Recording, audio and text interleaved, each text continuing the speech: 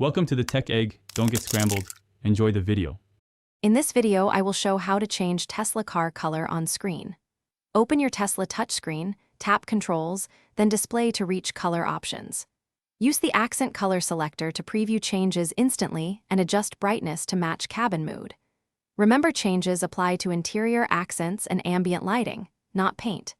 If you prefer presets, choose Warm, Cool, or Custom to fine-tune hues. Start by parking and tapping Controls on the main screen, then open Display to find accent color.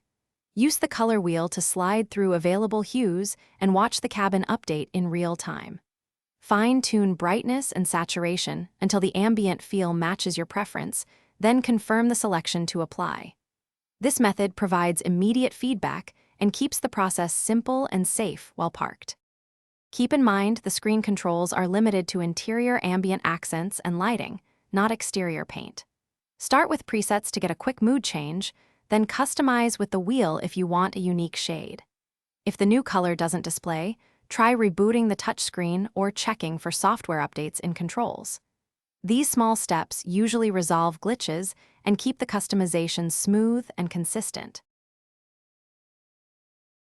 Thanks for watching. Consider subscribing if I helped unscramble your problems.